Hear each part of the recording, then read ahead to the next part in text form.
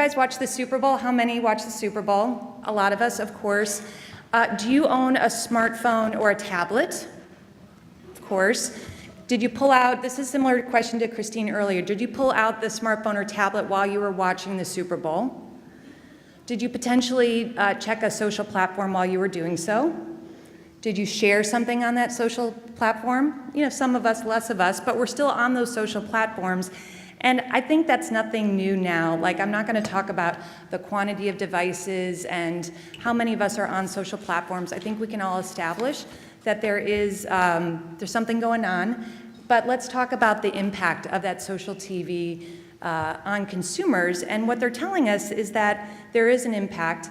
This is survey data that Nielsen's collected from 2013 to 2012. And what they're telling us, a quarter of the social media users are aware of more programming because of social TV. So there's a process of discovery, and that was a 39% jump from the prior year.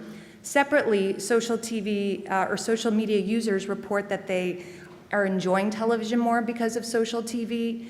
I thought it gets interesting on the right-hand side of this data set that they're also watching more live TV. And I think that that's due to like spoilers. Certainly there was some data shared yesterday about why we want to watch TV and be social. You don't want to miss out, and you're potentially like wanting to see how other people are reacting. So I think we can establish that there is something going on here, and that's really our job at Nielsen Social, is to understand what is going on between this two things. And we want to study this emerging consumer behavior, so we're focused on research, and I just want to quickly review what kind of research that we've been putting out. We do think it's our responsibility to figure out if there is a there, what is the value, or is there a value? And a couple notes on recent research. In the past 18 months, we've been sort of systematically trying to check off different boxes, or at least to understand and look from different directions around this relationship and this phenomenon. Way back when, we looked at the live TV window, so a study around how tweets, like in the moment, impact potentially the live minute-by-minute television ratings, and importantly, how TV impacts Twitter. So that was about 18 months ago. A couple months ago, I think it was during the fourth quarter, we looked at the impact of social TV on the +7 window. And specifically, we're all talking about +7 a lot more these days. Specifically, we wanted to look at tweets around a certain show, the impressions of those tweets in 7 days following that actual episode. Could that be a signal to indicate how, the +7 viewing number, what that might be? And then most recently, and pausing here on this one for a bit, we also wanted to look at the Twitter TV data leading up to a brand new show. And could that Twitter TV data be used as a signal to help understand and anticipate how that show might open? So specifically, we looked at, we did a 3-part model, a pretty simple model. The first was looking at the C3 promotional data. The second was Twitter data that we captured on a 24/7 basis. So what was the steady buzz around that show? And again, these were shows that had never been on TV before. And the third was looking at cable or broadcast. Conventional wisdom would tell us that shows that are more highly promoted would result in a higher audience. And that's certainly what we found to be true. So conventional wisdom played out, which is a good thing. But then also, when we added in the Twitter buzz, we found that we improved the model. And so explaining this chart here, we saw that with the addition of the Twitter TV data, we were able to explain more of the variance.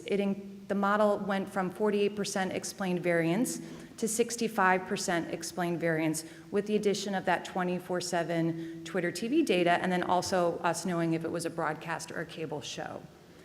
And so just to explain the model, the x-axis was what the model indicated. The y-axis is what the actual delivery was. It follows like a pretty nice 45-degree line. And not to say that it was perfect, but I think the thing that we were struck by is that the model helped predicted like 5 of the top 10 quote winners. It also helped indicate which might be like on the lower end of the audience delivery. But more importantly, did this Twitter activity, can it be used as an additional signal? We're not suggesting that this would be the end-all, be-all. In fact, we know that networks have much more rich models that they're using to help anticipate how a show might be, how it might open. But this Twitter TV data could be like an additional input. And so we're working with a lot of our clients to sort of look at this model and apply it to theirs, and using this 24/7 TV chatter, to see if there is a there, at least for this exercise. So we're excited and encouraged, and we're continuing to look at more research. And a small shout out, if there are questions that you have in this space that you want to have answered, we're investing in research. Would love to hear about what are your burning questions, and we will certainly try to accomplish as many of them as we can. So moving into the theme of this presentation, which is around social TV and the brand chatter, and really understanding the relationship between the two to the benefit of your advertisers, and then also to the benefit of you, the network. Let's start with some just establishing numbers about social TV in general. In the last 6 months of 2014, we saw 18 million people who sent a tweet about a TV show, and there were 433 million tweets about TV. So I think with that, we understand that there is a lot of consumer behavior on Twitter, chatting about the TV shows while they're watching. These are focused on that linear capture window.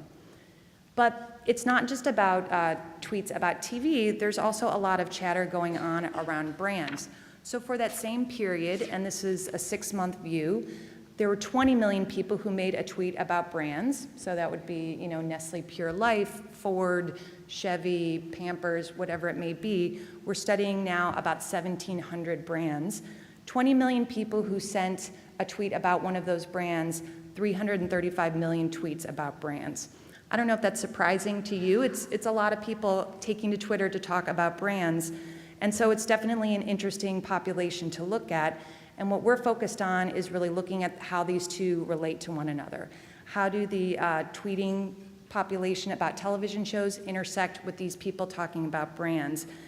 And looking at this relationship, we're finding that there are things that are valuable to you, and there's powerful implications for the advertisers. So I'd like to share with you some top trends that we're seeing around these two groups of people. First is that the overlap between these two large populations is large. As you can see on the slide, 59% of the people who tweet about brands also tweet about television. So therefore, if an advertiser is looking to find somebody who is going to advocate for them on Twitter, the people who tweet about TV, your audiences, is a good place to start. Secondly, the people who tweet about brands and about TV account for an outsized portion of the actual tweets.